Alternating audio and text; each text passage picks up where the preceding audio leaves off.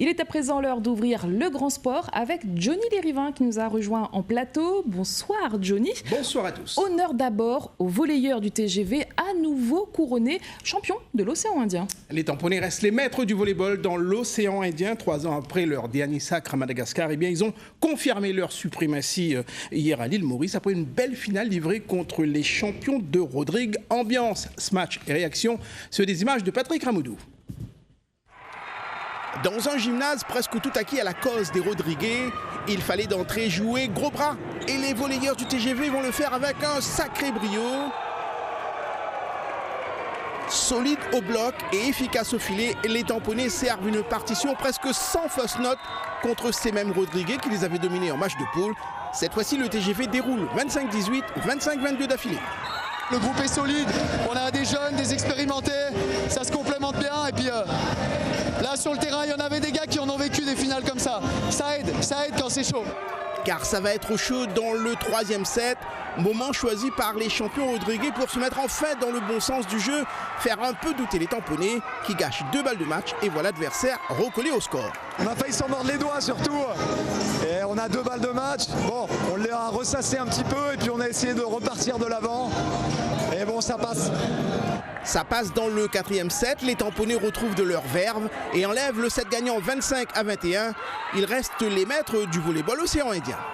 On voulait cette revanche, on a préparé le match comme il fallait, on est rentré comme il fallait dans ce match. On aurait peut-être dû gagner 3-0, voilà, on a fait des bêtises, mais on était prêts, ça on a montré à tout le monde qu'on était prêts, on avait le niveau pour être là ce soir et surtout qu'on était les champions de l'océan Indien en titre. Les Rodriguez, c'est pas des petits joueurs. Ça joue, ils ont un joueur exceptionnel, Kevin Larose. Et là, on a montré une force collective pour montrer qu'on était les champions de la Réunion, les champions de l'océan Indien. Et de garder notre titre ici, ça a une saveur particulière. Et oui, 3 ans après s'être imposés à Madagascar, les volleyeurs du TGV sont couronnés champions de l'océan Indien, cette fois-ci à l'île Maurice.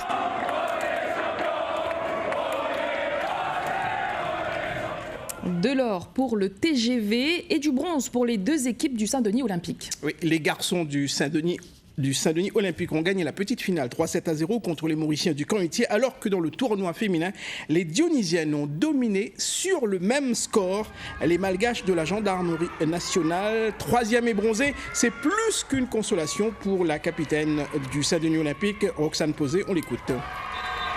C'était très important de se remobiliser après la défaite de hier et on finit quand même sur une victoire et on a quand même perdu qu'un seul match de cette compétition, c'est celui qu'il ne fallait pas, mais on reste quand même sur une bonne note et surtout qu'on a gagné d'une très belle manière ce matin. C'est pas en termes de niveau, c'est vraiment en termes de, on a besoin d'avoir plus de matchs à ce niveau-là pour que nous on tienne, parce que malgré tout nous on est des loisirs, on s'entraîne 2 fois par semaine, elle s'entraîne tous les jours, donc on n'est pas sur le même pied d'égalité.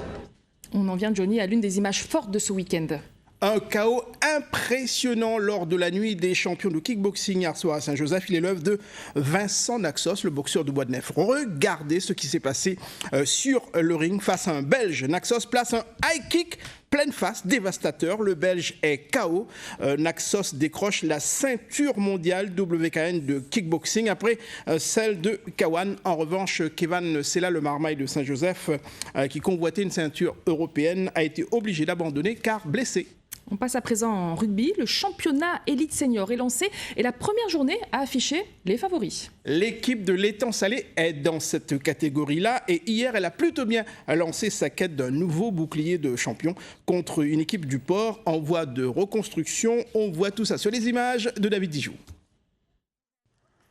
L'Étang Salé déjà perché haut d'entrée de championnat. À l'Étang Salé, ça pousse déjà fort en mêlée, ça ressort assez propre.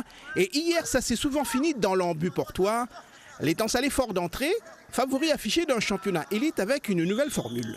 7 matchs secs et ensuite on basculera, les 2 premiers sont qualifiés pour les demi-finales et les 4 suivants, comme le top 14 en fait, c'est la formule du top 14 et les suivants joueront un match de barrage et après rejoindront les deux premiers qui seront qualifiés. Soit 2 mois de compétition jusqu'à la grande finale en mai.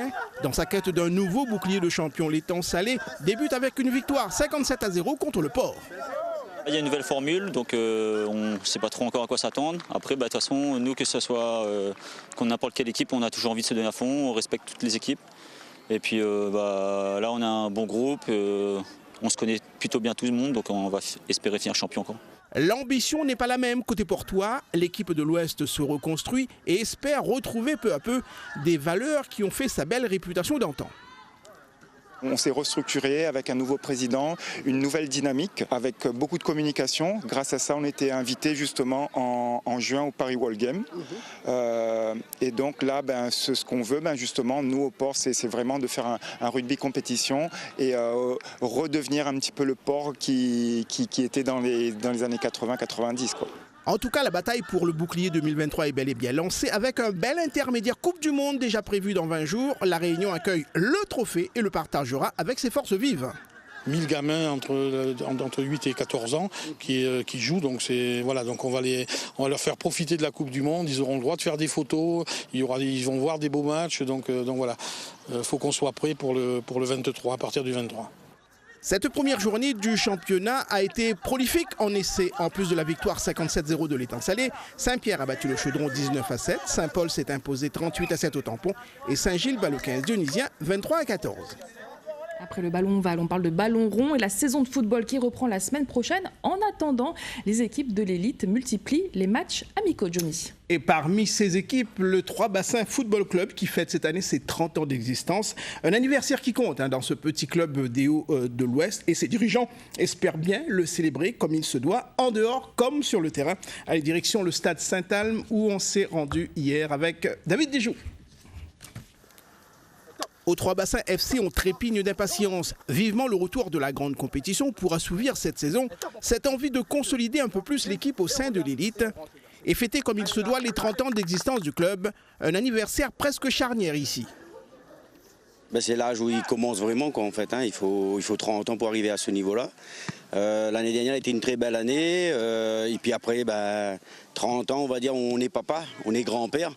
Et 30 ans à Trois-Bassins, c'est la stabilité avant tout, En 2023, Trois-Bassins enchaîne une 5e saison d'affilée au sein de l'élite régionale avec les principes forts d'un jeune entraîneur du cru et un groupe de joueurs au sein duquel les jeunes de la ville s'épanouissent pleinement. Ça grandit bien, l'état d'esprit, chaque année ça change, mais ça reste un esprit collectif. Et le club continue à grandir, là ça fait 30 ans. 30 ans d'existence, dont les 10 derniers sous la coupe d'un jeune président qui s'est littéralement pris au jeu et à la progression de ce club des Hauts avec un summum, la finale de la Coupe de la Réunion disputée l'an dernier. L'ambition, c'est avant tout que le club, dans sa 30e année, reste toujours en R1. Après, bien sûr, l'année dernière, on a fait quand même une saison historique pour le club à tous les échelons. Donc aujourd'hui, essayer de faire mieux. En tout cas, je signerai des 3 mains, des 4 mains, je ne sais pas comment dire. Mais en tout cas, si on peut faire au maintenir, essayer d'arriver encore à une finale, jouer un petit peu les troubles faits. On a essayé de refaire l'équipe, en tout cas d'emmener un peu plus de sang frais aussi. Et puis, comme on avait fait l'année dernière, c'était de démarrer avec un groupe assez conséquent pour avoir le maximum de ressources et essayer de construire la meilleure équipe possible. La meilleure équipe Trois-Bassins possible pour tenter de passer encore un palier dans la progression du club. Et à 30 ans, c'est le bel âge pour le faire.